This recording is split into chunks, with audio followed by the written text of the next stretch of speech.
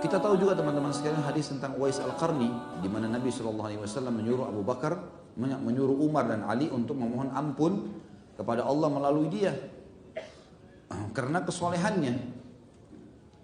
Maka bagaimana Nabi SAW mendudukkan seseorang dari umatnya yang belum bertemu dengan beliau, hanya beriman kepada risalah beliau di zaman beliau tapi tidak sempat melihat.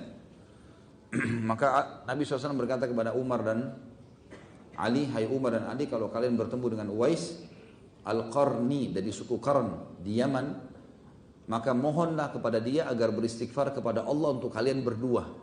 Ini bukan sahabat biasa. Umar sama Ali, dua-dua dapat jaminan surga. Mertua sama anak mantu Nabi. Ini luar biasa. Sengaja Nabi sebutkan kalimat ini supaya memotivasi semua yang lainnya. Muslimin. Umar bin Khattab dari zaman itu setiap musim haji ketemu sama orang gitu. Tentu Nabi SAW sebutkan cirinya. Orangnya berkulit ya, sedang, tidak putih, tidak juga gelap kulitnya. Tapi di tubuhnya pernah kena penyakit kulit dan tertinggal besar seperti koin dirham di pundaknya berwarna putih, belang. Ya. Kemudian dia punya seorang ibu yang tua sekali, dia berbakti padanya. Carilah dia. Umar setiap musim haji tanya orang-orang Yaman, ada nggak Uwais? Ada nggak Uwais? Nggak ada. Nggak ada nama Uwais, ini kita nggak kenal nih. 1 tahun, 2 tahun, 3 tahun, 4 tahun, sampai Nabi SAW meninggal. Sampai Abu Bakar meninggal, sampai Umar bin Khattab pun berkuasa 10 tahun. Setiap tahun dia bertanya. Di tahun terakhir, tahun 23, di tahun Umar bin Khattab meninggal dunia, di musim haji, baru dia dapat.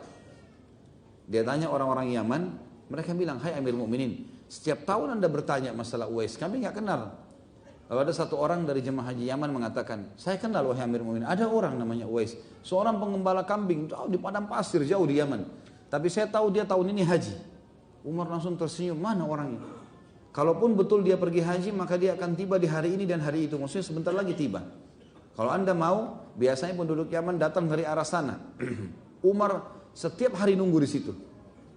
Sampai akhirnya melihat ada orang mengembala kambing, bajunya lusuh, rambutnya biasa sekali. Sambil jalan. Lalu Umar tanya, apa kau kenal Uwais? Orang itu tanya, kenapa anda tanya Uwais? Ya saya ingin bertemu dengan Uwais dari suku Qarn, dari Yaman. Dia bilang saya Uwais. Nama saya Uwais. Umar tanya, apa kau pernah kena penyakit kulit dan kau minta doa sama Allah, Allah sembuhkan? Ada sisa seperti goyang dirham saja? Dia bilang iya. Bisa saya lihat pundakmu? Dibuka pundaknya. Ada benar tanda itu. Apa kau punya seorang ibu yang tua? Iya. Kau bakti padanya? Dia bilang iya. Kalau gitu istighfar kepada Allah untuk saya. Waktu itu Uwais, ada dua riwayat yang pertama menjelaskan kalau Uwais sudah mengenal Umar. Dia mengatakan, wahai Amir Mu'minin, saya beristighfar untuk anda. Kata Umar, iya karena Rasulullah yang suruh. Riwayat yang lain, Uwais tidak mengenal, belum mengenal Umar. Lalu dia tanya, anda ini siapa? Kata Umar, saya Umar bin Khattab. Kaget Uwais, masyhur namanya, khalifah, sahabat Rasulullah. Apakah saya beristighfar kepada Allah untuk anda? Kata Umar, iya. Karena Rasulullah SAW yang suruh ini. Disebut nama saya, disebut nama kamu. Baik, dia istighfar kepada Allah. Uwais mengistighfar untuk Umar kepada Allah. Ya Allah ampunilah Umar, ampunilah keluarganya dan seterusnya. Selesai, Umar bin Khattab buru-buru lari, cari mertuanya dia. Mertuanya Umar Ali. Karena akhir hidupnya, Umar bin Khattab menikah dengan Ummu Kalthum, anaknya Ali bin Abi Thalib. Kamu Ali, hai Ali, Uwais ada, buruan, temuin gitu. Ali lari-lari diantar sama Umar sampai tiba di sana. Masih ada Uwais dengan gembalaannya. Hai Uwais, istighfar untuk Allah kepada saya.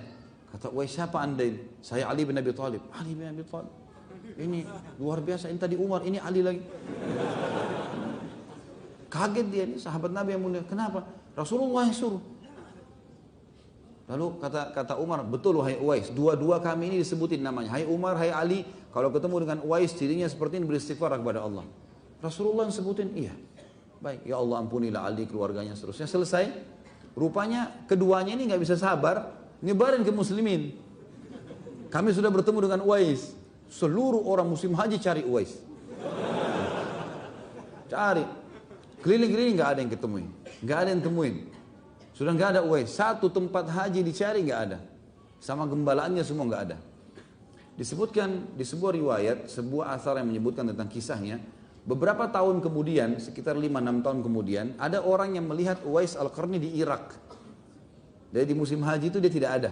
Dia udah pulang, dia udah lari, dia tahu ada masalah nih. Dia pulang gitu. Maka dicari di Yaman pun, orang cari di Yaman ini jemaah haji pulang cari Uwais semuanya. Enggak ada. Udah ada, hilang.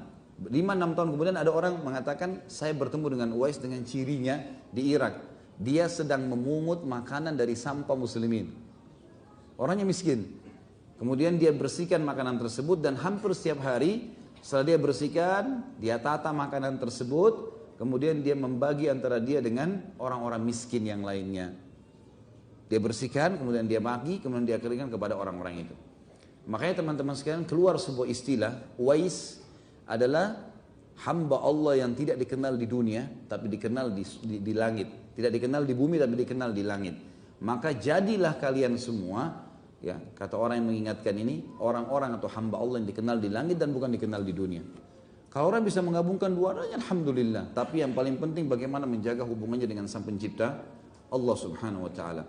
Jadi orang-orang yang dekat dengan Allah, dan kisahnya cukup banyak teman-teman sekalian. Kalau kembali di YouTube ada ceramah saya tentang para tabi'in, kisah para sahabat yang luar biasa bagaimana kedekatan mereka kepada Sang Pencipta Allah. Maka itulah kata kunci untuk menjadi waliullah, dan memuji mereka, membaca kisah mereka, mendekatkan diri dengan mereka, loyal dengan mereka adalah sebuah ibadah yang sangat dianjurkan. Sebaliknya kalau menyakiti mereka maka akan mengundang murkahnya Sang Pencipta Allah.